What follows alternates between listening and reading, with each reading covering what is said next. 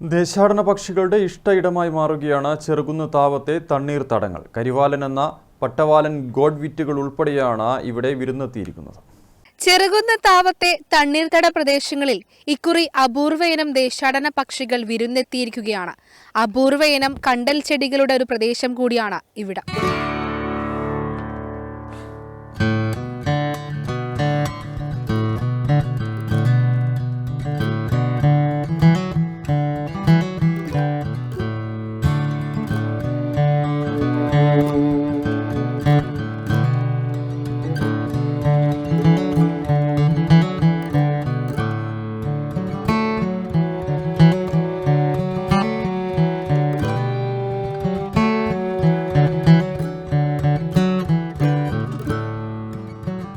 കൂട്ടത്തോടെ പറന്നിറങ്ങി ജലാശയത്തിലേക്ക് ഊളയിട്ടിറങ്ങി ഇരയെ പിടിച്ച് ആകാശത്തേക്ക് വീണ്ടും ഉയർന്നു പറക്കുക.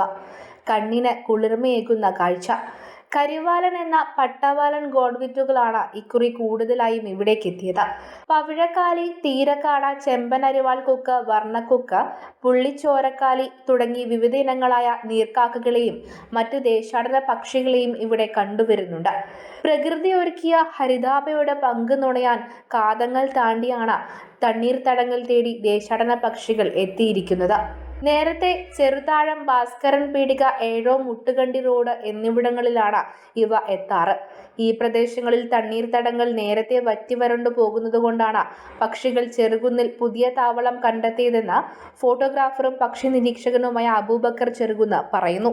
ഇവിടെ ദേശാടന പക്ഷികൾ ഇപ്പം അടുത്തിടെയായിട്ട് കുറച്ച് കൂടുതൽ കണ്ടുവരുന്നുണ്ട്. കാരണം ഭാസ്കരൻ പീടിയ ചെറുതാഴം ഭാസ്കരൻ പീടിയ ഭാഗത്തൊക്കെ വറ്റി വരേണ്ടതുകൊണ്ട് പിന്നെ കഴിഞ്ഞൊരു 2 വർഷമായി ഇവിടെ ഈ പട്ടവാലൻ ഗോഡ്വിറ്റ് സ്ഥിരമായിട്ട് അതേ സമയത്ത് തന്നെ ഇവിടെ എത്തിച്ചേരുന്നുണ്ട്. ഫെബ്രുവരി അവസാന മാസത്തോടെയാണ് ഇവിടെ കാണുന്നത്.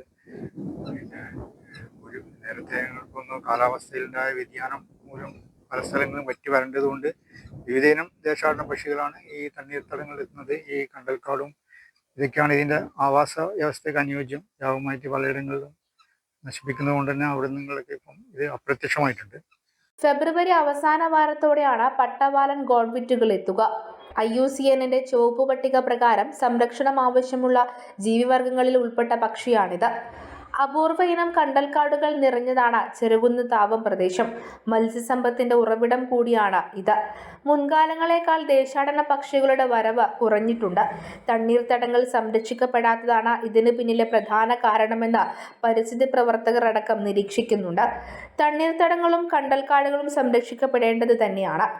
കാതങ്ങൾ താണ്ടിയാണ് പട്ടവാലൻ ഗോഡ്വിറ്റ് ഉൾപ്പെടെയുള്ള ദേശാടന പക്ഷികൾ ഇവിടേക്ക് എത്തുന്നത്.